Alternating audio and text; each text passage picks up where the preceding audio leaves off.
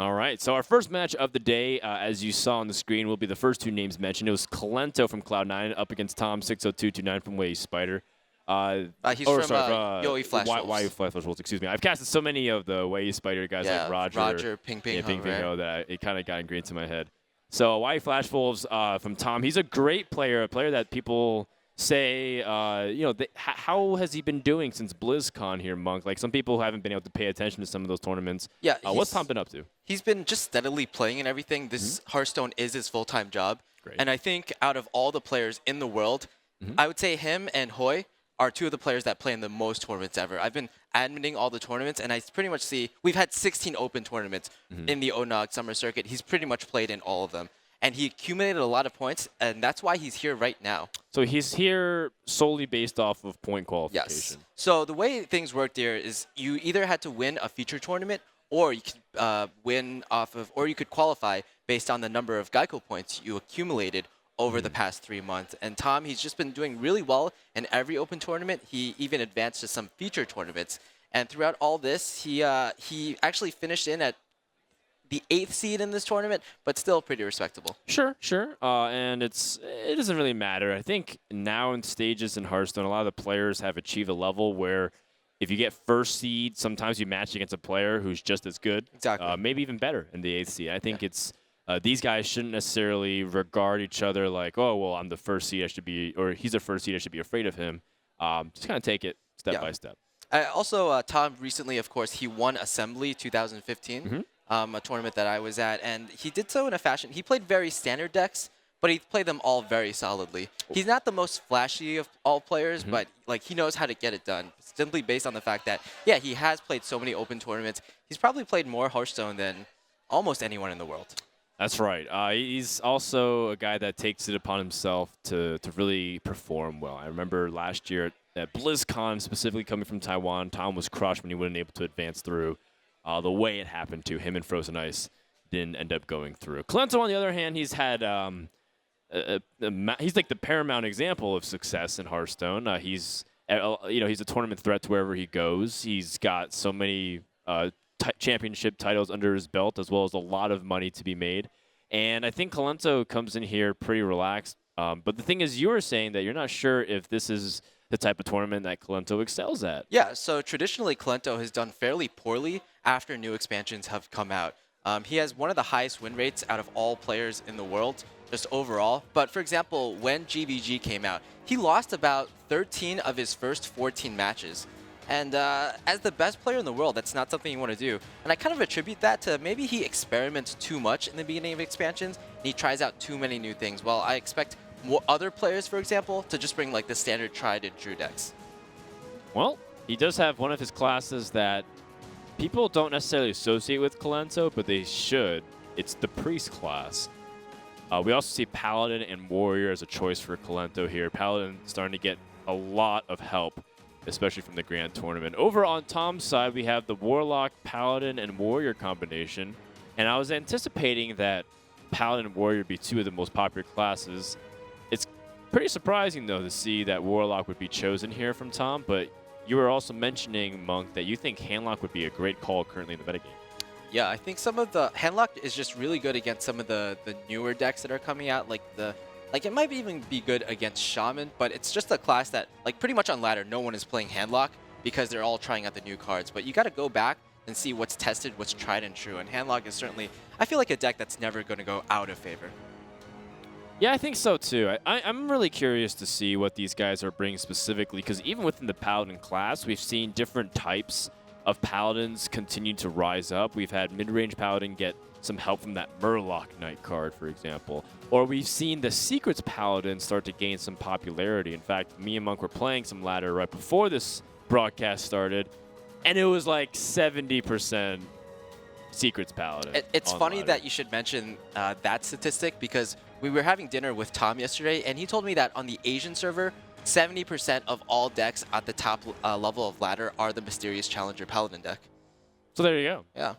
It's the truth. It's facts. Yeah. I also know that on the NA region right now, the top of the ladder is just populated all by Mysterious Challenger decks. So much so that your teammate, Just Saiyan, is playing Double Flare Hunter right now at the Yeah, top of actually, ladder. you mentioned that, and then I was like, well, that's really smart, so I should do that. And then I ran into another hunter that was playing double flare, and we just flared each other's secrets, and I lost by 2 damage, and I rage quit. I ended up just going to warrior at that point, in which case I started hitting more paladins, and I got more frustrated. Yeah, the endless cycle of Hearthstone as we see That's it. right. That's right. Yeah. They just have that one person at Blizzard watching my account to see what deck I'm playing and make me queue up against the exact deck I don't want to. All right, well, let's start things off here. Priest for Kolento and what looks like to be a Malygos. And I would anticipate that's the Warlock deck. Yeah, I believe the overlay is backwards right now, so it's Kolento running the Dragon Priest currently. Correct? Yeah. It should be. Yes. And Tom showed Malygos, and the only deck that I know Malygos goes in nowadays is the Warlock, and the Implosion confirms it. So that's also a cool take on it, because people traditionally look at Warlock, and if they haven't played Hearthstone a year, they see like a fast Zoo-like Warlock, or they see like a really defensive Giants one, but Malygos Warlock fits a really good pocket metagame as well. Yeah, I feel like it does really well against other Dragon decks, because Dragon decks tend to be slow, and Malygos is a deck that it grinds out the opposing deck and just wins in one huge burst. But we see a really interesting card in Kolento's hand right now, Divine Spirit. Oh, do you think he plays the Inner Fire with that? Or is it just solely for a board control? So we saw Dragon Knight earlier in Kolento's hand. So I'm thinking he's probably bringing like a buff type priest. What's Dragon? Or sorry, the Dragonkin Sorcerer. Oh, Yeah. okay. Yes, that card is really interesting as well to me. Part of what made Priest and Dragon so inconsistent in the past was the fact that you didn't really have many ways to... You didn't have any dragons, right? But that's one thing that the Twilight Guardian really helps. It gives you that consistency early game. It gives you plays. It's very defensive. And just look at it. It's turn 3, and there's 14 health. There's 14 health on these creatures collectively. That's so much to deal with. Yeah. So with the Divine Spirit in his hand, let's go back to that. I think because he's running the Divine Spirit, I think he's also running the Twins, perhaps, or at least maybe one of the Twins. Which one do you think is better, the Fiora Lightbane or the Idis Darkbane? I think it's generally considered that the Darkbane is better. I've seen definitely a lot more of that on ladder. Just because of the 3 damage. Yeah, and just really good. It feels really bad when you face off against it, because sometimes they get like the Dream with like Powered Shield, Divine Spirit, and clears your board. Yeah. Great. Well, Tom, on the other hand, he has a couple of options here, but it's not as reliable. The Implosion has to roll 3 or higher. And it rolls a 2. A classic Implosion. That's a Frodan Implosion if I've ever seen one. Oh, man. That's not good. Now, the Taiwanese have a reputation in Hearthstone, Monk, as some of the unluckiest players to ever grace the game of Hearthstone. Do you agree or disagree? I don't know about that. The Taiwanese actually really love to play Druid. And they play Druid because, as they actually say it, they really draw Wild Growth all the time. But this is going to be almost somewhat of a blowout. Yeah, the fact is Priest has a lot of options now at their disposal, and with card draw, it's really good. And that's one of the cards that you predicted, Monk, that we see the Lightbane sister here. Now, Fiola Lightbane is different from Darkbane. Whenever Fiola gets a buff card played on her, she gains Divine Shield. And so some people use it to combine with taunt effects or like with buff effects, and it ends up getting a lot of value right back. Yeah, but I think just a 3/4 Divine Shield with maybe a buff is pretty good in itself. And not only that, but I feel like this deck, it has so many things that buff other cards that the Warlock is going to be overloaded in terms of what he can silence. So yeah, there's only so many targets that you can silence, and you'd have to hope that your opponent has basically nothing to follow up on, like only spells, but that's not the case at all. I will say, though, that this might be, like, we haven't seen the results of this game yet. Kolento seems to be in a good position, but if you were losing, I might say that maybe this deck is a little too creative right now. Kolento is known for overthinking things, especially at the beginning of an expansion, as we were talking about earlier. I mean, yes and no. I like where this is heading so far. I can understand where there might be draw inconsistencies, considering that Priest does have, you know, a high amount of spells compared to other decks that are similar archetype. It usually has more minion-based effects. And so Kolento might draw awkwardly, but that's what these dragons are for. They help stall time. There's so much early game with the Twilight Whelps, the Twilight Guardians, and now you have even more buffs to land on, right? So you have Valen's Chosen becomes more consistent. Divine Spirit becomes more consistent. Yeah. I like it so far. Well, let's hold off on our judgment. Yeah. You know, this is actually the second time I've seen Dragon Priest in a tournament before. The first time was your teammate Gara used it in the Archon Team League. I'm wondering if, like, because I know Kolento and Gara are practice partners, do you think they got this deck from one another by practicing? Well, yeah, I know specifically that Gara really liked the priest list that Reynad was running, and when Reynad first started creating Dragon Priest, it actually got him to top 15 legend in the entire server while streaming it, of course, and it was really an interesting. It was an interesting experiment, not just because it was also winning, but it was because Reynad was winning it with it on stream. And like, oh, this is kind of unusual. So what you're actually saying is that Kolento is playing a Reynad deck right now? Yeah, kind of. At least Reynad will say so. Well, in this case, he doesn't really have a direct answer to that Twilight Drake just yet. Does pick it up, but he doesn't have mana for it. Yeah, I don't even think you care that you don't have an answer to this Twilight Drake. You're just getting so much value off of the Northshire Clerics. That's true. I think just generally, I think this matchup is favored towards the Malygos. One of the reasons being that they just have more consistent draw. But when you get such an early board, such a good board early on, and you can combine it with those double Northshires, there's just no stopping you. Yeah, another thing that's also goes into the Malygos Warlock favor generally. Oh, 5. That was pretty much the best case scenario there. But another thing that does go in their favor is the fact that you have a lot of time to gather cards and combine everything that you want. So therefore, Malygos can drop and hit the priest for like 25 damage with like a 5 damage minion on board. Yeah. Somehow, I don't think we're going to be seeing that this game. Malygos Warlock and like Patron Warrior are examples of two decks that they really need a full healthy hand in order to get to the late game. Yeah. Whereas if you just see this hand of Twilight Drake, they're like very powerful cards on their own, but you need something a bit more. You need an Emperor that gets like a Soulfire, Malygos, Dark Bomb in order to really fulfill your win condition. So Tom right now, he's playing more of like a grindy game, and I think that's where he loses out against the Priest player. It's a very fair assessment. Quickly. I think Kolento's thinking about the best way to set up a 2-turn lethal, because he does have some options here with the Blackwing Corruptor. He can set up a big Valen's Chosen target. Chooses instead to go for a card advantage, just I guess in the essence of where he can try and get more options for lethal. It's a good halfway play here. Originally I was looking at maybe Dragonkin Sorcerer, but I think he just wanted to see if he can draw a little bit deeper in his deck before he loses Northshires. Yeah, I mean, when you're looking at the hand sizes for both players and their respective win conditions, I think it's really fair for Kolento to just take it out in the long game. Like we said, like he's probably not going to get that huge Malygos combo off, so you're pretty safe there. And with the huge card advantage that you have, and your opponent, he has to life tap every turn. Yep. You can pretty much be more mana efficient than him every single time. Wield the power. New card alert. We have Chill Maw also in the deck. I like that. Chill Maw is a very defensive card if it does 3 damage AoE. If you're holding a dragon, that effect is very powerful.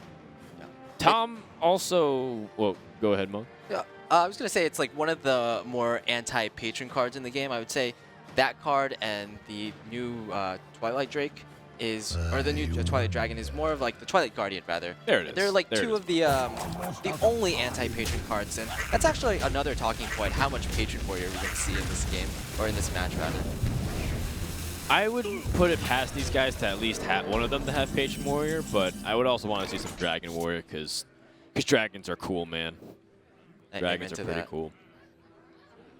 Kolento has a lot of options once again. He's got a full hand. That's also part of the reason why he sequenced things the previous turn. He didn't want to overdraw, something that Priest players have to be careful with 2 Northshire Clerics.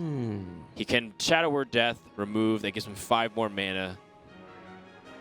Yeah, you really want to Shadow Word Death here because there's only about, I want to say, 3 creatures in this deck that have over 5 HP or 5 attack. The 2 Blackwing Corruptors and the 1 Chill Maw. Of course, Kolento doesn't even know that Tom is running Chill Maw, but yeah, just use a Shadow Word Death here. So if he doesn't know he's running Chill Maw, then he thinks there's only 2 targets for Shadow Word Death, and you definitely have to use it there. His hand is also getting a little clunky, so that might be another reason. There's a lot of interesting tech choices for Kolento here. Yeah, the Death Lord makes sense too, given that you have the Divine Spirit. Do you think he just has it though? The Inner Fire. The Inner Fire Monk. I mean, it is a buff card, right? Many possibilities. Yeah, it is. So I think it's definitely possible. If you use it on Dragon King Sorcerer, how much does that become a 6/6 even? So if you buff it, the effect happens first. So yeah, I believe so. It would become a 6/6. That's pretty sick. Of Yep. course, just buffing anything with it, because it's a 1 mana card, like buffing either of the twins would be pretty amazing as well. Absolutely. How does he fit all this in his deck? That's what I want to know. There had to be so many 1-ofs. Oh, man. Holy Nova. If he was not able to kill that Drake, that would have been game right there. As of now, though, he's only got 4 damage at his disposal. Talk about having too many cards introduces a lot of complicated stuff to the board. Pyromancer does give him an opportunity to clear with some spells, though, on the Shadow Word Death. And he can also heal for a card or play a minion.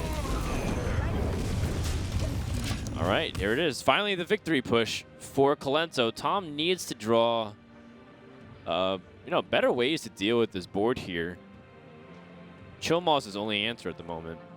Yeah, another issue is that Tom has already used his Abusive Sergeant, and this deck typically runs 2 Big Game Hunters, and I don't believe any cards in Kolento's deck have 7 attack or more, so those Big Game Hunters are essentially going to be 4/2 vanilla creatures. Yeah, I can play a Jungle Panther mode. You can use them with combinations of Shadow Flame. That's also a possibility as well. All right, Chilmaw comes down just for extra safety. Takes down that Pyromancer. And I think that's going to be it. It should hypothetically be it, right? If you just be able to use this Blackwing Corruptor. Yeah. Whoa!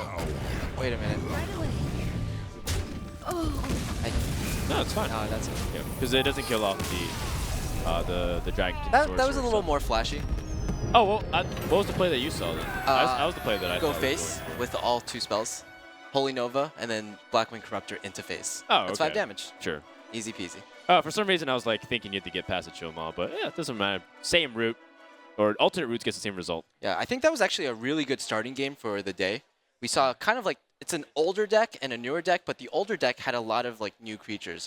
Yeah, Like the Twilight Guardians and the Chilmaw. I think it was a result of the Priest demonstrating that it has a lot of great flexibility to play a more defensive, control-y style, but still have some early game tools. And I know that some people were talking about the big MVP cards for Dragon decks are things like Twilight Guardian, but it's even more so with the Wormrest Agent. That card is really good because if you think about the impact of a 2/4 taunt, 2/4 in stats already is very good for combat early game in Hearthstone. But if you look at it even further, the fact that it has taunt gives you protection on whatever things that you have, like a Northshire Cleric, or if you want to be able to have something like the Twilight Whelp be buffed with the Avalanche Chosen and follow up with it. It's just really good options. So I think this Priest deck is one of the strongest in Hearthstone at the moment. Yeah, I think everyone's been clamoring for Priest to get a really strong 2-drop, and Blizzard has given it to us on this day. It's also just really good as like a combination with all the other Dragon cards. Like right now, Dragon, or rather Twilight Whelp is useful because it's a Dragon, and you don't really want to use Zombie Chow in that deck. Oh. We're in for a treat, guys. Oh ho ho. Okay, so this is the Secrets Paladin that we were alluding to. Now there are different variations, Monk. Can you walk us through different kinds of paladins? Well, so run I think secrets? there are 2 main variations of this deck. Both use the Mysterious Challenger to get 4 to 5 secrets on the board on turn 6, for example. But the really 2 variations are the lower curving one and the mid-range one. So the lower curving one kind of acts as like an aggro paladin with Mysterious Challenger. It just has a lot of secrets, and the highest card is actually the Mysterious Challenger, and there's a bunch of 4-drops in it. But then you use Divine Favor to refill your hand. The more mid-range version, which got rank 1 NA a couple of times, is the one with you don't use Divine Favors to draw, but you curve out faster with cards like, or you curve out slower with cards like Dr. Boom and Tyrion as your upper end. And there is the big heavy hitter card from the deck, Mysterious Challenger. That card pulls a secret from your deck, one of each of them, and puts them into play directly. Now, does that go with the Secret Keeper as well? Does the Secret Keeper get buffed 4 or 5 times if 5 secrets get pulled out? Unfortunately not, or fortunately, depending on your viewpoint. I think the Secret Keeper is just there because it's Undertaker, I don't want to say 2.0, it's more like Undertaker 0.5 because it was there before Undertaker. I guess so. Secret Keeper's been there from the very beginning. But one thing that you can't really deny is Secret Keeper can snowball really powerfully. Now, over in Tomland, he's playing the Patron Warrior. Now, the Patron Warrior, how does that relate to the Secrets Paladin, from your experience? Well, I think just generally Patron Warrior has an advantage over Aggro Paladin as it was before TGT. And we can kind of see why it is now. It's doing a lot of AoE damage, a lot of whirlwinds. It denies it denies the Paladin of all its early game progression really well. So the only difference here is the Mysterious Challenger. But I feel like if the Mysterious Challenger comes out on turn 6 on an empty board, it's not going to be that amazing. Well, it's interesting that Tom dumped the hand so quickly and removed while it was very clear that Unstable would challenge the board. But I think Tom wanted to make sure to reduce the effectiveness of Divine Favor, because that would be an opportunity for your opponent to start climbing back. Because the one big drawback of the Secrets deck, even though it's really cool and really flashy, and you're going to see why in about one turn, is because sometimes you just draw secrets individually, and by themselves are not very good. Yeah, that's right. I think both decks are going to have a problem where they run out of cards. And neither deck is a deck that really does well without a full hand. Like we mentioned in the previous game, right. Patron Warrior, without a hand, it can't really draw into many other cards. Like Battle Rage draws for 1 essentially when you don't have a board and you don't have a hand. That's a big card though. The Gnomish Inventor does allow him to draw and put his body on the board. Yeah, probably the best draw at the moment. Well, we're about to show you guys why Mysterious Challenger is quite a boss. Who am I? None of your business. Well, there comes 5 secrets on the board. 5 secrets is, I think 6 is the maximum in Paladin right now. So 5 of them, the only one that's missing is Eye for an Eye, because I think they said, you know what, TGT released, we've gotten a secret like every now and then, like Avenge came out with Max Rammus, but Eye for an Eye is still bad, so we're not going to play it. Uh-oh. A little bit of lag here. Well, the secrets there is going to really disrupt the fact that the Patron can't really do much, because the things like Noble Sacrifice blocks the attack, and then it revives it with Redemption, and then it avenges something and gets buffed. So something on board sticks on board, and then that's where it gets really complicated. So Mysterious Challenger, even if you just play it and you get like 2 or 3 secrets, can be pretty effective. Yeah, once you've played against that deck a couple of times, you'll notice like a very specific pattern. You attack something, the Noble Sacrifice comes out, it revives, then it gets buffed by Competitive Spirit. So you have to kind of devise a plan to play around that. And one way I've heard about how to do that is if you just, as a Druid player, for example, you hero power something down, it revives. The 2/1 Noble Sacrifice creature revives, then it buffs the 6/6. Then you up to a 7/7 Big Game Hunter, and then it's pretty much like as effective as you can dealing with that. Kind of like Dr. Boom in a way. It's like you hero power down to a Boom Bot, BGH 7/7, just kind of live with the consequences of whatever exists thereafter. Seems reasonable enough.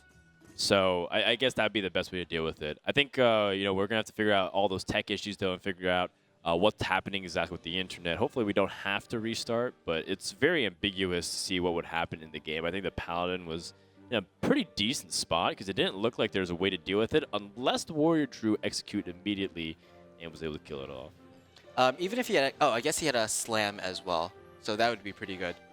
So he would have needed to slam, maybe execute, but then again, like you said, it's really hard to tell what goes on from there. Both players only had about 1 or 2 cards in their respective hands, and it would just go into a top deck war. That's right. That's right. Yeah. Well, it looks like we're going to get back into the game in just a second here. Looks like we might have everything sorted out for now.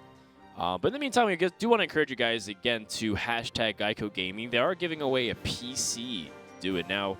It's a computer for people who don't necessarily have the best setups and whatnot. It's a really cool opportunity for them to win something while watching Hearthstone. And also, if you're local to the PAX area, you should come on down because they're giving away free card packs. That's right, free packs at PAX. I was waiting for one of us to make that joke, but I guess you had to. I was the first. I'm gonna bite the bullet and go ahead and make that pun. We're here up on the 4th floor over in the exhibit halls. It's right across from the Twitch booths and whatnot and a few other places. Been enjoying it so far. Have you been able to check out PAX at all, Monk? I have not actually. Like, PAX is actually right behind us, but we can't actually, like, we've been here busy the entire time. That's right. But I got a chance to explore a little bit. Some of the displays are pretty awesome. So you actually don't need a PAX pass to get into our area right now. Yeah, that's another thing too. People are like, "Well, I want to come see what's going on. Maybe I live, not pretty close, like Kirkland or something, but I don't know if I should come out." You don't need an exhibitor or an attendee or media pass. We're right outside the exhibit hall, basically doing this kind of like what street performers do. It's just kind of like a little display that people can see from the outside. There's no charging fee. Just come on by and say hi. For sure. Yeah, we have a nice little audience here. Say hi, guys. I'm not sure if you can They hear said that. hi. A lot of you couldn't hear that, but I heard that. It warmed my heart. my heart. Yeah, Thank exactly. you, Monk. It was great. It was great indeed. Well, and again, I think what's really cool too is that this is the last tournament for to earn Hearthstone World Championship points. That's a really big deal because I think a lot of players are realizing that the window is pretty much closed after this. There's a few online tournaments that still happen that gives you 1 or 2 points. But the reason why the points are relevant is because the qualifiers for the regionals are based on points. They take the top 23 players from the region in points. They take 16 players from the last call, and they take 1 player from the Fireside Gathering. And that means 40 players. They go through regionals, and then they compete for spots at BlizzCon. And BlizzCon's where the real prestige is at. I mean, we get some viewers here. We get a good amount of prize money here, but BlizzCon is where it's truly the prestige that people chase after in terms of the yearly accomplishment. It's actually really relevant for these players. We have 8 players in the tournament today, and I believe around 5 of them are in contention for a top 8 spot, which lets you basically skip 2 rounds in the BlizzCon qualifier. Right. These 2 players we have right now, Kolento, I believe he's ranked 3 right now in terms of Hearthstone World Championship points, and in the EU region. And Tom is either ranked 1 or 2 in the Taiwanese region, mostly based off of his performance on ladder and also his assembly win very recently. All right, well, that's good to know that Tom is doing well in his region. Kolento's also top in his region as well. And, well, looks like we're going to have to regame, guys. The internet did end up dropping. We apologize for that, but it's inevitable. Things happen. But at the same time, maybe the outcome might not change. It was really difficult to see who was truly ahead. I would have to say that Kolento had the edge there. And he ends up still getting a pretty decent curve. I know some Paladins feel like they have to keep Troop Mysterious Challenger in the opening hand, but Kolento says no. Yeah, it's hard to say. I think you might consider keeping Mysterious Challenger when you are facing off against a more control-y deck, for example, Control Warrior or Priest. But against a Patron Warrior, maybe you just want to just draw it on 6. We saw in the last game, even though Tom was able to deal with all the threats pretty effectively, both players just ended up using all their resources in order to combat with each other. In this game, however, it might be slightly different because Kolento, he does have the Divine Favor in his hand, which I don't think is going to be great, and he doesn't have the Mysterious Challenger in his hand yet. Yeah, that's right. So what happened in the previous game was that Tom had an Armor Smith early on with the Fiery War Axe. Kolento had a relatively similar curve, but Tom had more early game answers, and now it looks like he doesn't have an answer to this Knife Juggler, which is going to be problematic. The only answer he has is this Unstable Ghoul to try and stall. But then, of course, he gets stopped by this Noble Sacrifice, which is also a pain in the butt. It's quite interesting how Paladin Secrets have become a lot more viable these days, and we're seeing basically how some of these secrets are actually pretty good to decent, like Noble Sacrifice, for example. It's actually not a bad card against things like Hunter, for example. Yeah, the Paladin Secrets, I think that's something that people, I'm just going to go ahead and say it, they complained a lot because they said that Hunter gets great secrets for 2 mana.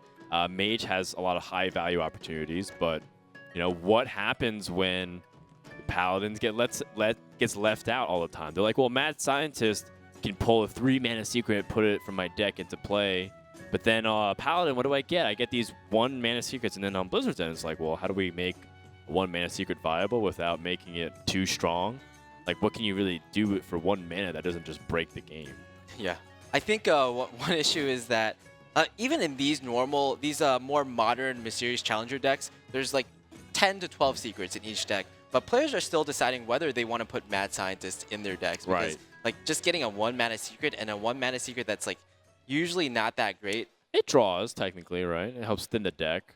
I mean, Mysterious Challenger is really funny because it just, thins your deck by 5 cards, and then you have Divine Favor. I've seen decks, like, legitimately almost deck out by, like, turn 8. Yeah. And it's just insane. I'm like, how did you even do that? It's like you just drew almost all 30 cards that quickly. It's very fast. Yeah. So we're still working out on some technical issues right now, and we're going to, I think, go to a commercial right now. Just take a little break while we sort out these issues and make sure everything is perfectly okay for the players.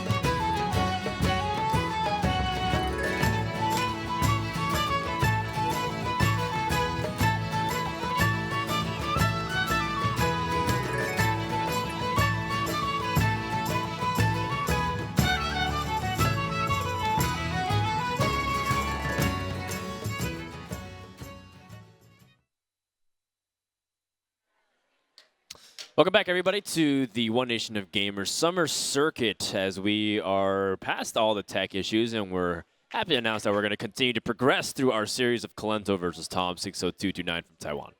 Yep. I heard we got a new hard line, so all the issues should be figured out by now. Yeah, that's and right. We're going to go back into our second match, or second game of the day. Right now, as it stands, Kolento is up 1-0 with his priest deck over the Malagos Warlock of Tom. But we've had some issues with the Patron Warrior from Tom versus the Mysterious Challenger Paladin from Kolento. I think Kolento is in a pretty fine position in both those disconnected games, but he'll have to go for it once again. Yeah, the tricky thing is, in game number 1, it looked like Kolento had a pretty decisive advantage over Tom, and in game number 2, it was still way too early. It was like very quick, like early in the game when it disconnected again. But the good thing is that at least we're able to continue on because we did have some issues there. But we had like the main IT guy of the entire venue come over. We had a bunch of people on the job, and thankfully it's been repaired. Yeah. Now, one thing that does happen though is that Tom has a lot of information on the Warrior, on the Paladin deck, and then Kolento has information on the Warrior deck. That's interesting to note because you can make better mulligan decisions early on because you've seen a lot of the opponent's deck, so you can understand and interpret what it's going to be. Yeah, I think I think between the two players, because they know each other's decks, I feel like this gives Tom slightly more of an advantage because not only does he know this is a Mysterious Challenger type of deck, he also, I think he can figure out that it's more of the Divine Favor version of that deck instead of the more mid-rangey version with Piloted Treaders, with like sometimes even Murloc Knights. Well, I think Kolento didn't play the Divine Favor. He was like just about to. He didn't, but you saw cards like Argent Squire, and sure. That's not certainly it's very a card. fast. It's exactly. Very fast.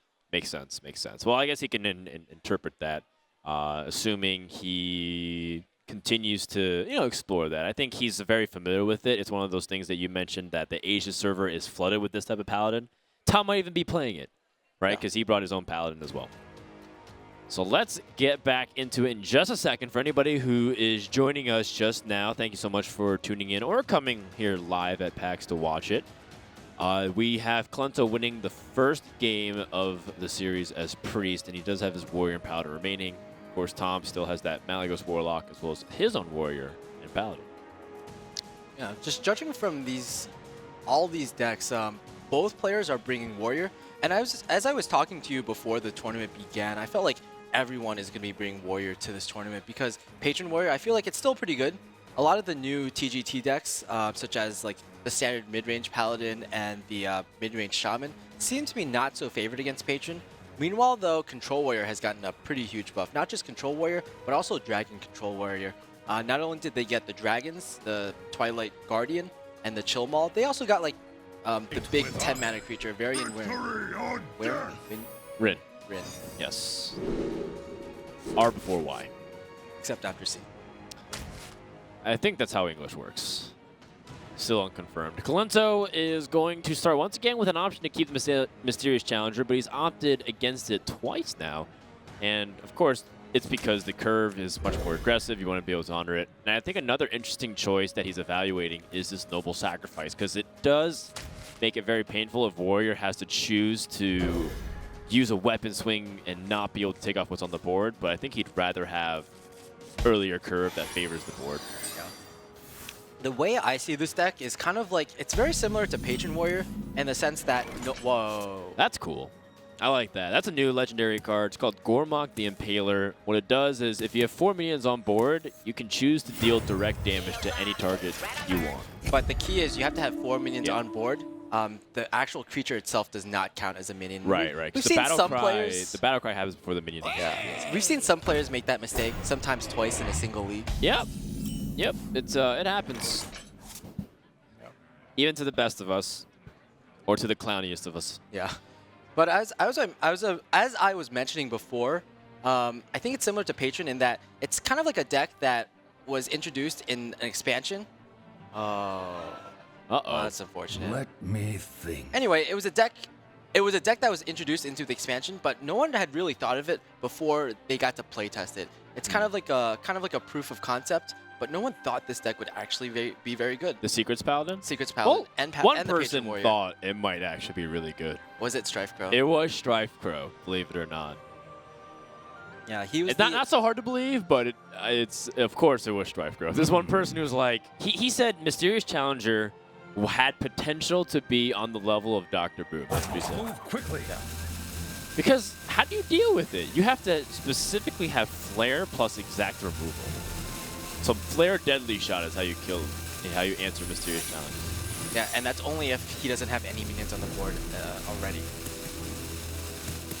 Okay, so Kolento had an opportunity. This is a really interesting play. Kolento had an opportunity to set up a second minion onto the board, which follows the curve, and it's a lot more traditional in terms of the play. But instead, he chooses to go for Repentance, and it automatically shrinks down the health of this Acolyte to only draw 1 card because he knows this is a common follow-up. So I think that was a really creative play. What do you think about the actual merits of it, Monk? His other option would have been to either like Hero Power, which is really weak, or Shielded Minibot, and I feel like the Shielded Minibot would get answered by the Ghoul that was already on the field. As you mentioned, this Acolyte of Pain is a very common 3-drop play. Another common play would be the Frothing Berserker, and this Repentance gets rid of both of those. So Kolento just playing to the strength of his deck, just predicting everything that his opponent will play and answering to that as well. Yeah. Hearthstone is not only a game, at the beginning levels you do play on curve and you can get pretty high off of that, but at the higher levels you kind of have to predict what your opponent will play, and that requires you to have game knowledge and metagame knowledge of what's being commonly played in the most common decks right now. Yeah, definitely. Now taking a look at what Tom is playing, he has to be really cautious. He knows Noble Sacrifice is a possibility here.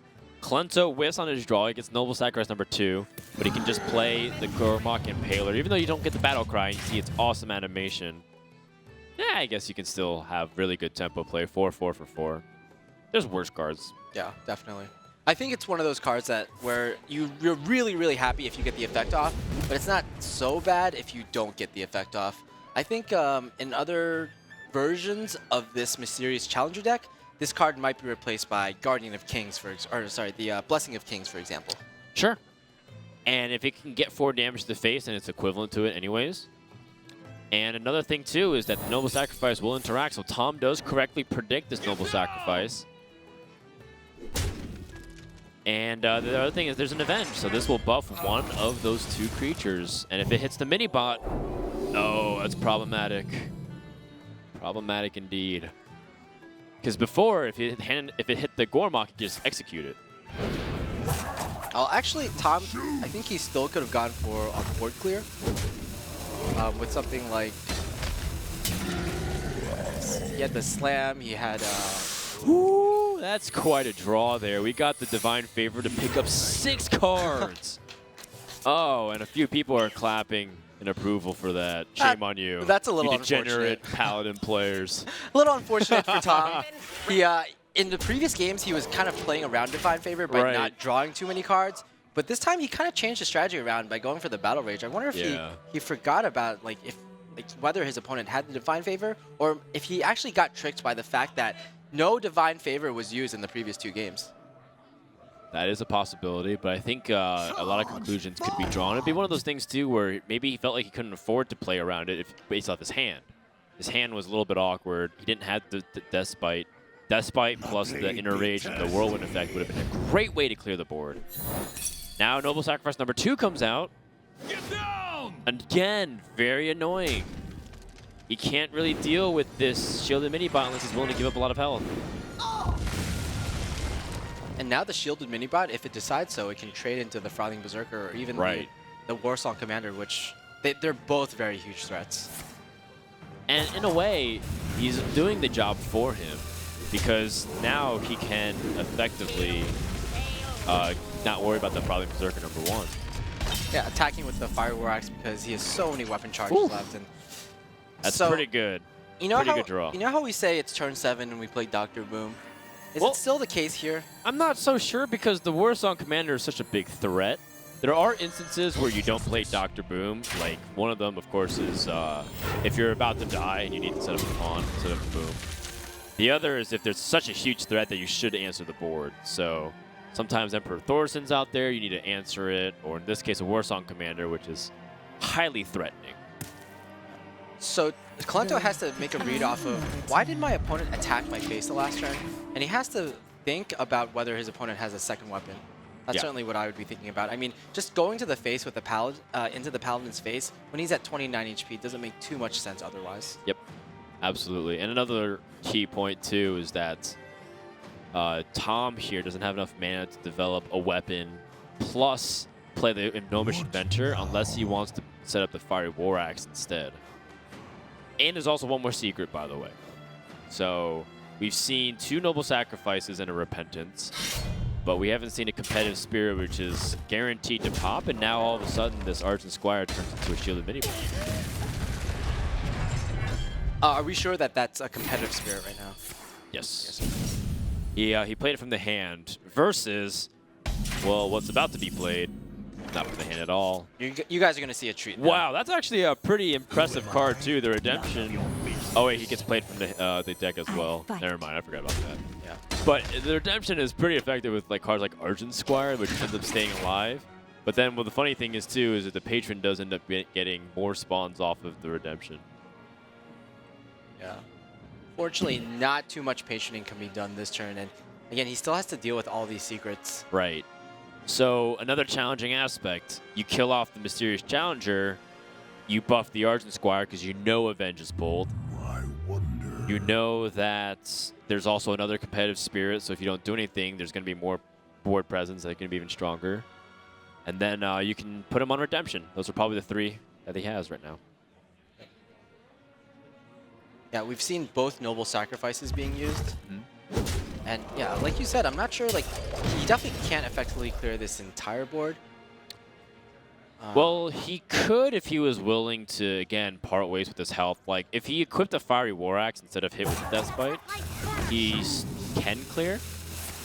That feels like it hurts. Yeah, it feels like somewhat of an inefficient use of resources. I agree. I agree with that. So instead, he passes and lets his opponent build the board. And this is where it gets scary. Ha! He does play Mad Scientist. Look at that. Mad Scientist for... I guess it's that good. It's essentially like a 2/2 plus a 1-mana secret. And I would say that's worth like a 2-mana minion. It also thins out your deck, which is very important for eventually drawing into the Mysterious Challenger. Not only does it draw it, but it also plays it. That's what's kind of nuts about it, of Mad Scientist. Of course, the 1-mana secrets aren't exactly the most useful. Not to mention that what's the hardest part about Mad Scientist is if you play multiple types of secrets, a drawback that people don't really consider about Mad Scientist is that you don't get consistency in what you get on the secret. So this is something that I know a lot of mages, for example, for a long time struggled with, particularly because back when freeze mages wanted to put like duplicate in their deck, it was tough because duplicate would sometimes be when you want to draw Ice Barrier or Ice Block. It's like awkward timing. So in this case, the Mad Scientist is also much weaker when there's 4 or 5 different secrets in your deck. Yeah, and essentially also some of the secrets you actually don't want to come out of the Mad Scientist earlier on into the game. Sure. Like Repentance. Repentance. Repentance It's like, is the well, obvious I'm one. playing like a 2/2 anyways. You just made a 2/1. Yeah. Oftentimes they'll play like a Haunted Creeper and it becomes a 1/1 instead. Also, Competitive Spirit is not that amazing in the early game. Yeah, that's true. It buffs that 1/1 to a 2/2. Big deal. Well, that was very overwhelming, and in the end, the result didn't really change. I guess if we were to choose a person who were to win, if the disconnects were to be effectively final, I would say Kolento was favored to win. Oh yeah, certainly. And so. I think rightfully so. That series or that game decided end up going the same way we thought. Yeah, it was pretty fair overall. And now Kolento takes a pretty hefty advantage. Kolento, I would definitely say he's bringing the more revolutionary decks, the more creative decks, and he's being rewarded for it, which is exactly what I want to see. It's good stuff. There's still one more deck, and it's a high chance that it's Patron. I think there's also a chance that it could be the Control Warrior / Dragon Warrior, but it does feel slightly redundant to the Priest unless he's trying to target specific decks. Yeah, the Dragon Priest and the Dragon Warrior, they feel like they're good against the same types of decks. Yeah, exactly. But in the Conquest format, that's actually a pretty viable strategy. You can like just run 3 of the same deck, as we've seen players like Chalky do, 3 Fatigue decks, for example.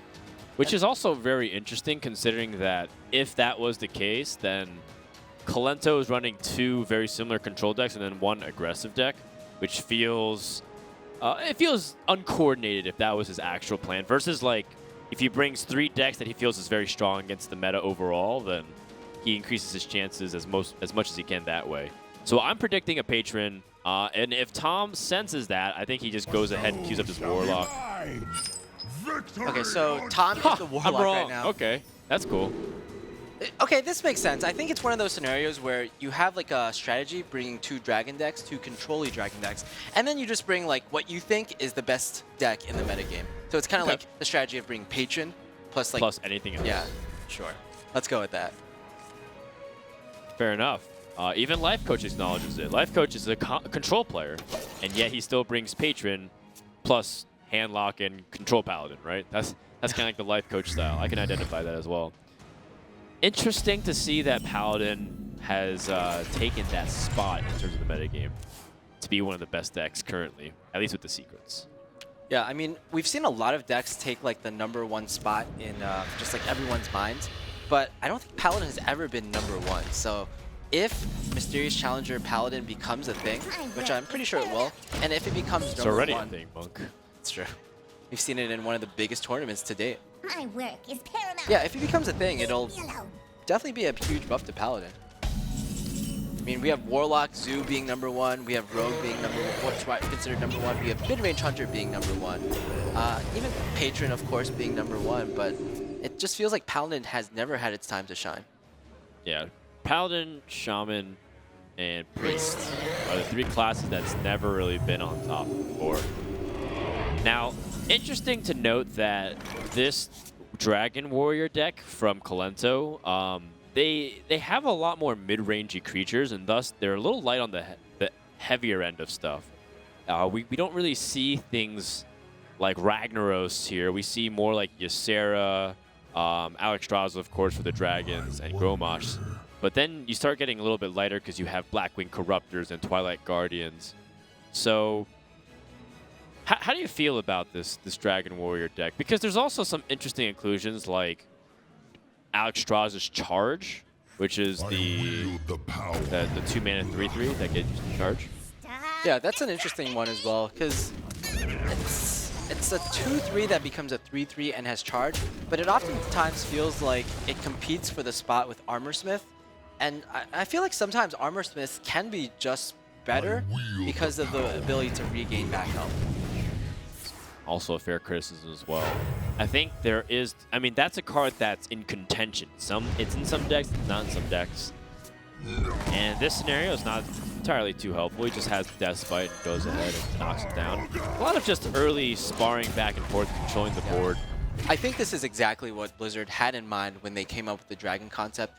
They've always been about promoting board control. Like, you know, Hearthstone is a game that's supposed to be about the board, and these two decks do that very well. Yeah, shutting down the Death Spite is going to be really big, but I think he's already got a pretty strong indication of what kind of deck this is. A little bit of hesitation coming back onto the turn of Kolento once again. Struggling to keep the connection here, but Dr. Boom on curve right here seems to be the pretty good play. Even though it dies to the minions on board, you still have those boom bots. Yeah. I think Kolento was almost certainly going to play the Dr. Boom. We saw him kind of hovering over it, and it would have been interesting. Do we know if Tom had a BGH in his hands? I don't know, but that's probably no. It's not the case. I was just told by the game admins there. And another thing, too, is that now he knows what kind of warrior this is. So this gives him some information advantage once again. Yeah. And even if he didn't have a BGH in his hand, there's a very likely chance that he drew it off of 2 cards, considering that deck typically does run 2 BGHs. Yeah, that's right. So, again, we apologize for the tech issues. It happens. It's actually affecting multiple booths within the block, so we're not the only people kind of struggling for it. We're getting our best men on it. We might even send Monk, because he's also very knowledgeable about that kind of stuff. About many things, including... Yes, about life. Yes. Fair enough. Yeah. If you need counseling on some of your emotional stuff, Monk's there for you. He's also a very good career coach. I did not know these things about me. Yeah. He's also a fitness instructor too. So if you're looking to get in shape, I'm Monk obviously can do it. not as good a fitness instructor as you. No, I'm terrible. You don't want to work out with me. We've seen people work out with you. I'm one of those before, people though. that kind of explains a little bit too abstractly. So I usually use a lot of onomatopoeia and I use a lot of motions that don't make sense, and people just stare at me, kind of like how they stare at me when I cast, just not really understanding what I'm saying. Well, sometimes not everyone can be as fierce as you. That's a reference dating back to 2012. Very long ago. Our best days. Yeah, that's right. Kind of taking a look at what's happening here. Looks like we're sending a few people back to continue to figure out and evaluate the problem here. We want to take this opportunity to remind you guys you can win a TSM PC. That's right. TSM is putting up one of their computers, at least one of their modeled computers. You can go ahead and win that if you hashtag GEICO Gaming and be one of the people to enter to win. Just tweet at ONOG_esports and get a cool PC, because some people, they play Hearthstone on their iPhone, their tablets, their iPads, etc. And maybe they want to step it up and be like, maybe I like streaming, maybe I like being able to play other games or multitask, and I want to have a good computer that can do that. Yeah. I've been looking. I know you've recently just built a new computer. I've been looking into building a new computer. I did. I dropped a little bit too much money on it, I think. But it was definitely an overkill for Hearthstone for sure. But it was really fun. It was worth it. I liked it. Yeah, we're just getting word from the production that the game unfortunately was lost, and we're going to go straight into a re-game right after this. Okay. All right. Well, thank you for letting us know, Monk. Yeah. See? I think Monk can do it all. Yeah. I think it was pretty back and forth, though. It was anyone's definitely way too early to determine anything. I think it's one of those games where realistically it could go to fatigue for at least a Warlock deck. The Warlock deck excels at being able to use those long control games to draw their entire deck. The challenge would be, can it kill fast enough, either through board control or through big Malygos combinations, or can Warrior seize the board early enough and then be able to push for a win through cards like Variant Wind plus Grommash. Yeah. The old matchup of the standard control warrior pre-TGT versus Malagos Warlock was actually very heavily favored in terms of the Warlock being able to beat the warrior. I believe, I don't have the records off my off right now, but it was something like 6-1. I see. Well, Kolento starts the game once again, and this time he does have the Alex Strauss as champion. This card, I like it a lot. I think it's pretty nice considering that people don't really consider it directly as removal, but it's great. And it's flexible for the same reasons as that Polymorph Boar card that came out for Mage recently. You can use it defensively, offensively, you can use it for stretch damage in case you know, they're underestimating your burst. For the Dragon Queen. Yeah. Look at that, it's 6 damage. That's pretty good. Like, you might understand that Control Warrior wants to take it slow because you want to draw cards and take it easy, but being able to pressure the Malagos Warlock is pretty important, I think. I think if Reynad were watching this game right now, he would have like, his mind would be brewing. He's like, hey, I can make a new Face Warrior deck with Alex Strauss as champion. Dragon Face Warrior. That could be it's just like tough because you got to play like Fairy Dragon. That's got to be your way to get charged. Wasn't Fairy Dragon in his original deck though? I think so. Yeah. It's a hard card to deal with sometimes if you don't have the ways to target it down. Yeah, so it's kind of like a callback. You know, Blackwing Corruptor can also go to face. Blackwing Corruptor can go to face, you're right. Yeah. Alex Strauss can technically go for face. Yeah, we got a new archetype on our hands right now. Brought to you. I think you should go ahead and try it, Monk. Put it on my list. Yeah. So. For the Dragon Queen.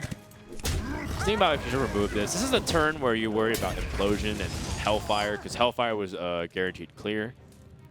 So he's just respecting what his opponent has as a possibility. Yeah.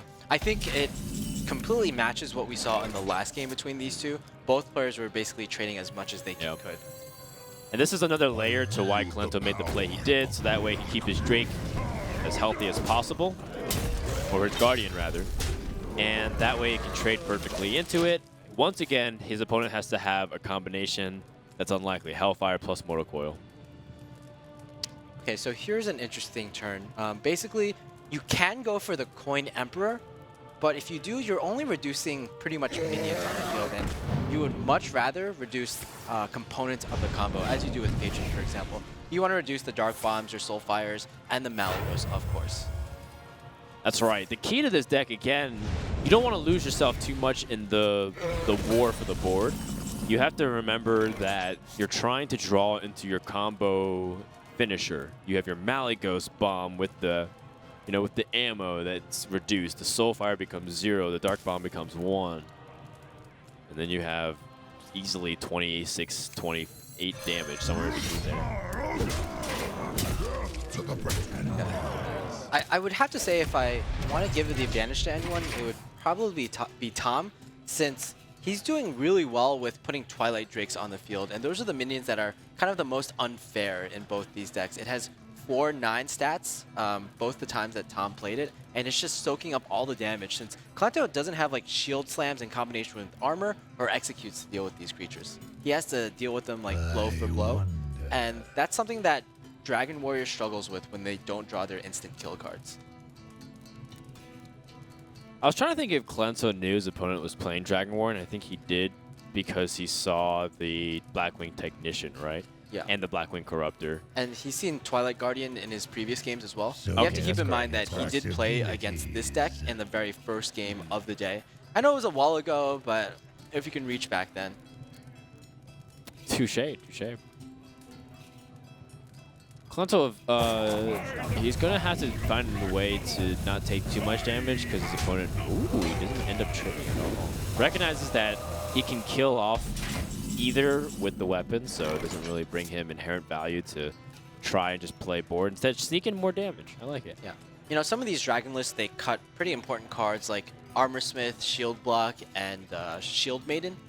And basically, that really hurts in this matchup where you're really relying on getting a high life total when you get to the end of the game, because you are really afraid of that Malagos. Absolutely. However, Kolento doesn't know this, but Tom has pretty much given up on that combo to finish off his opponent. So it's basically going to be about a board control game, in which I also feel like Tom has the advantage because of his much larger hand size. Okay, well, he draws a second Azure Drake. That's not entirely too helpful at the moment. He's got a way to help start control the board with the implosions, but how reliable is it? Doesn't really feel that good, so instead he chooses to go for, I guess, the two dragon combinations, Twilight Garden and Twilight Drake. Yeah, the order in which he did that was pretty interesting. Right. Normally you want to draw first, correct? Yeah, but basically I think he was thinking that I can't really draw a better card than a 3-mana Twilight Guardian. And also, I don't want to give away to my opponent that I don't have a dragon in my hand. Or I do have a dragon in my hand, rather. Oh, that's very interesting. So you're saying that if he plays Twilight Guardian first and then Drake, it makes it seem like he's not holding a dragon. Yeah. So he might be like bluffing that he has the Malagos in his hand, for example. That's interesting. That's really interesting. I'm not sure if that's actually the case. Perhaps it's English class all over again. We're reading too much into it. But it could be one of those things, and I'd be really impressed if it was. He's got 4 damage plus the 6. Ooh, Shadow Flame. That's pretty great. That gives him the ability to clear, but he does have to part ways with the Azure Drake. No, he can use the Blackwing Technician instead, right?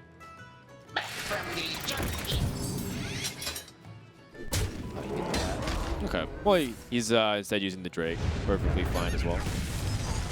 Yeah, you needed a 4 attack on your creature to really clear the board. Uh-oh. It's always that turn where you want to play Dr. Boom, isn't it? I think so. Perhaps this is This is probably Blizzard's way of dealing with it. Dr. Boom. Stalling it out so you disconnect every single time. Yeah, and the game knows exactly when you want to play. Yeah, exactly. That's right. Like, yeah, pretty frustrating moment. But at the same time, it's like you said, it wasn't exactly smooth sailing for Kolento. I was leaning more towards Tom's side because if he was able to pick up, which he inevitably will by life tapping so much, he was about to pick up some of those really heavy-hitting combo damage dealers. So Kolento wasn't at the highest amount of life. He was at 11. He had to use his Fiery War Axe and play Dr. Boom. He would have been at 8. Scary stuff. That's 2 Soul Fires and you're dead. Well, I think it's still pretty fair. I think in some of the other games where there were disconnects, Kolento definitely had a definite advantage. Okay. So I would say in terms of just the regames, it's pretty good. But, oh, man. Looks like it's all good in the hood. Kolento ends up dropping the Shield Maiden over the Dr. Boom, and that's one of the things that we said. We're like, normally we want to take the opportunity to play Dr. Boom as soon as possible, but not in the cases where you think you might die. Yeah. I think Kolento actually played the Shield Maiden before he attacked, which just gives him less armor overall. And we do know he's running Shield Slam in the deck. Pretty interesting. Yep, there usually is not a case where you want to have less armor and more health. It's the other way around, because if he drew Alex Straza, for example, then he could boost himself back up with more life, because he had the 5 armor plus the health. Yeah, and I do believe that not both shield blocks were used in this game. Correct. It was just the one on the Twilight Guardian. Shield slams, right?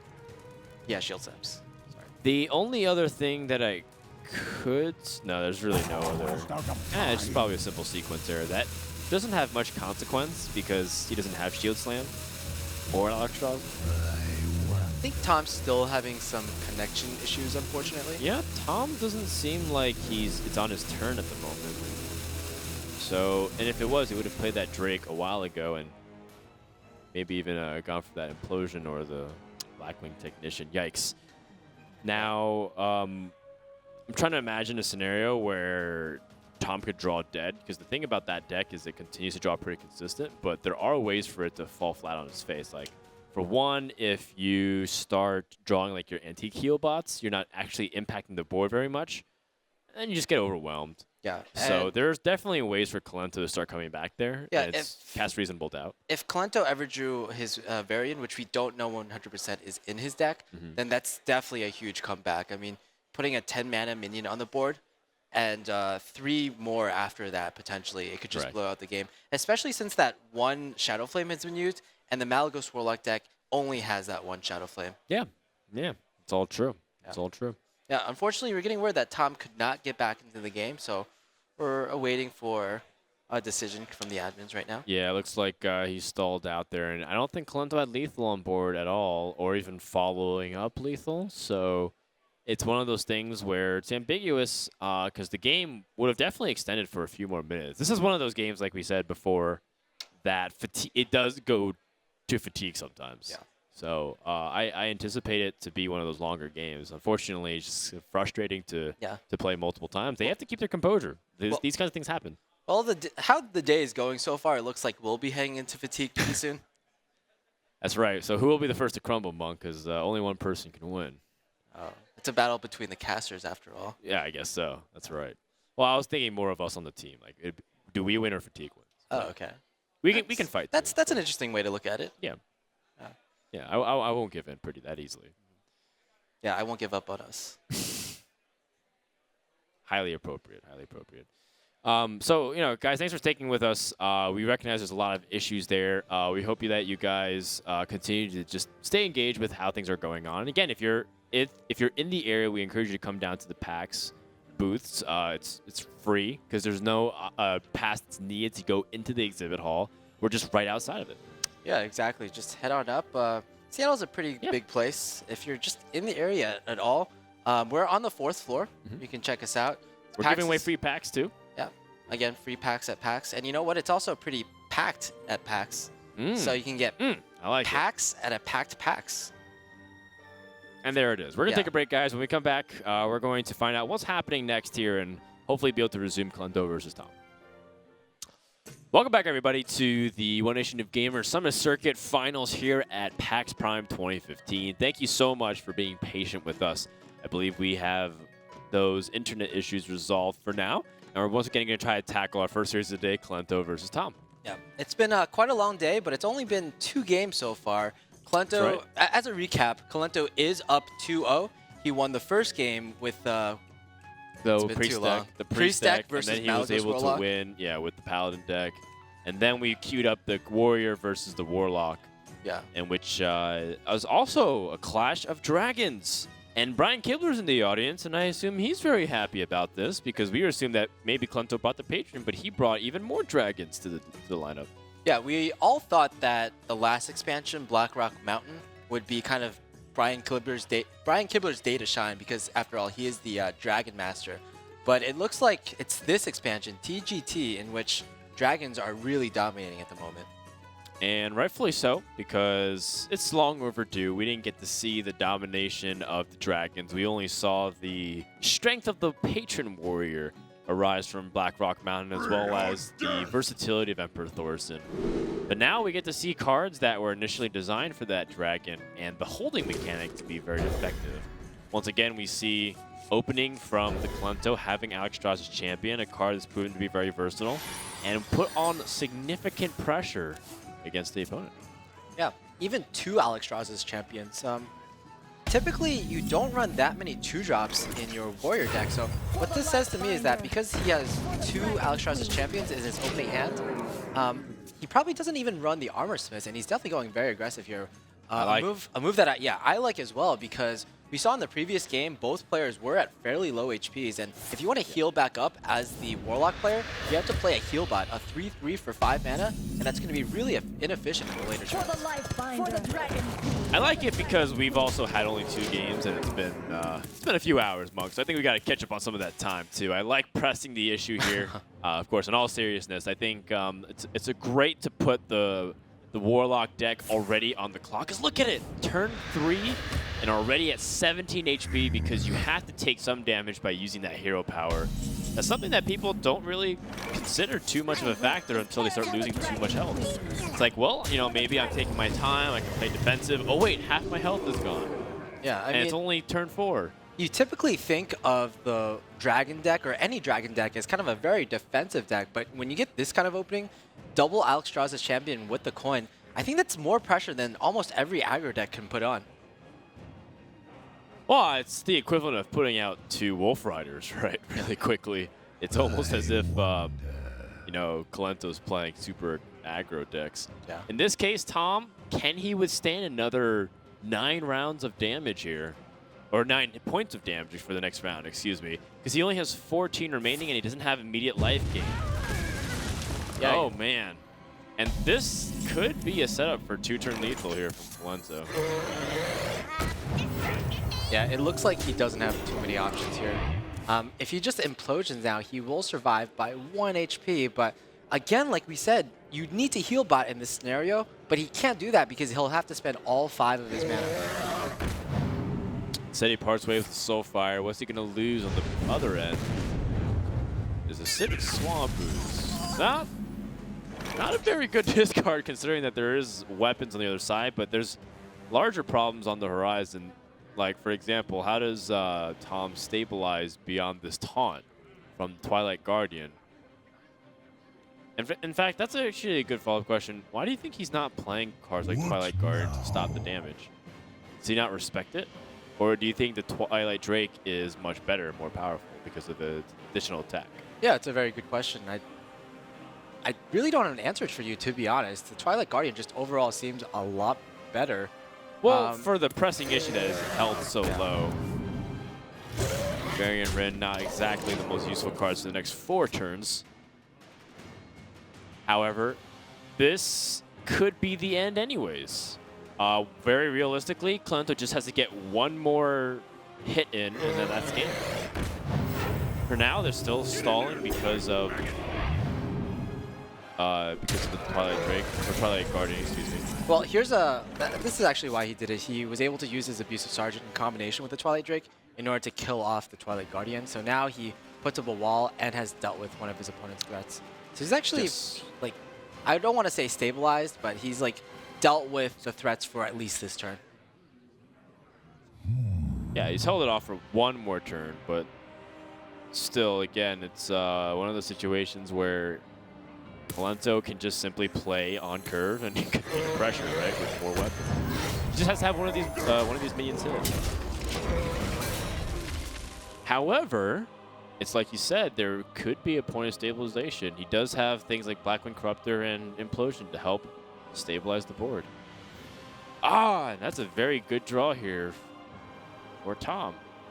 Yeah, we do have to note that in previous versions of this Malagos Warlock deck, the taunts were either 1 or 2 Sledge Belchers and either 1 or 2 Defenders of Argus. And to include the dragons into this deck, you have to take all those taunters out. So instead you have like the 2 Twilight Drakes, or rather the 2 Twilight Guardians and the Chill Maul. And I don't think those will help as much as a Defender of Argus, for example, in this situation. So even though I would say Malagos Warlock has gotten a little stronger with this expansion, it's not going to do well here in this specific situation. Well, only time will tell. I mean, the idea is he only can do one of these 2 things. He only can clear the board or heal. They're mutually exclusive in this scenario. The one thing he does have going for him, though, is that he's at 5 HP, and you've already seen 2 Chargers, the 2 Alexstrasza champions from your opponent. Right. And you probably don't expect a Grom. Like, there's a small chance that Kolento isn't running Grom in this deck, because as we see, it's basically all Dragon Synergy cards, as we've seen so far, and the Varian. So we don't even see, like, Armor Smiths. We don't see Acolytes of Pain, even. Well, we do see shield blocks, and that's a card that sometimes gets cut, maybe just one of them. And if he has both shield blocks, I have to imagine that, yeah, maybe he cuts some of those things like Armor Smiths, because he feels like he needs that space in order to make room for other dragons. All right, so it looks like he's finally going to, you know, to break the pace a little bit, take it easier. And instead of going face and trying to really push for lethal when he doesn't have a reasonable chance to secure it, chooses to take it extra slow. He's trying to hope fish for a shield block, or shield slam, excuse me, with the shield block. Not able to secure it. And this could be a turning point for Tom.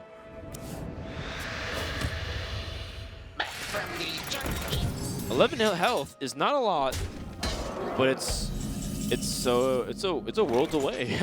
Because he can't really do it. And look at this, Kolento doesn't have any dragons to get the effect that he desires off of these battle cries. Yeah, he doesn't, but I would still give a pretty hefty advantage to Kolento in this situation. If he can just stall till turn 10, he can play his variant and get a huge advantage back onto the board. Especially because we've speculated that he doesn't have like a lot of the low value creatures like Armor Smith and Ica Pain in his deck. All right, well, Kolento instead passes it over. Just playing Despite, not setting up the Blackwing Technician. Does he want? Is it because he wants a stronger minion on board? Why does he feel like the Blackwing Technician would be too weak here? Well, it doesn't get the Dragon synergy, and I think he wants to make the most out of his cards. Instead of going with the aggro plan, Kolento is looking for the value plan, I feel, at this point. Which makes a lot of sense. It's really nice that Kolento is able to switch gears so quickly. That's part of the versatility of this deck. It does provide you a lot of options. Although, this is an interesting one again, because the Chill Maw has to absorb all of the damage. Yeah, Chill Maw doing a lot of work here. Not only is it absorb the Death Spite, but it takes out an Execute along with it. Right. Now, Kolento's going to set up the Dr. Boom.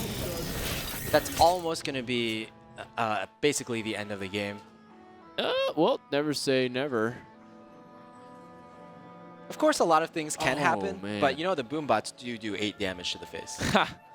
You could assume that, but you know, Malikos plus Mortal Coil is unfortunately only 6 damage, not 7. So he's gonna have to hope that he gets something good off this Azure Drake. He gets Dark Bomb. That's not actually as useful as I thought it was because he doesn't have mana. So there's actually no way to clear off the Dr. Boom itself, which means a guaranteed 7 damage to face. He needs to go for this last draw. Coil, no. I mean, hypothetically, he is still alive, and if he implosions the Boombot, he thinks he's safe, but there's a weapon waiting on the other end, and that's it. So Kolento takes the series 3-0. It took a little time to get to that point, but I have to say, I really admired some of the decisions he made throughout the series. And Kolento's looking strong, even though he came into the series with some question marks on how he would actually perform. Oh yeah, definitely. We've noted before that Kolento has struggled when new expansions come out, like in GVG when he went on such a huge losing streak. But Kolento, it seems like he's gotten a good read off of the situation, and it really excites me that a player who's bringing all new decks, he's taking advantage of the new expansion instead of some other players who might just bring like the same old Patron Warrior, the same old like Handlock, for example. Well, I believe that Kolento's performance around that time was also when he was taking more of a step back from Hearthstone. BlizzCon already had passed. He also had a new romantic interest enter his own personal life.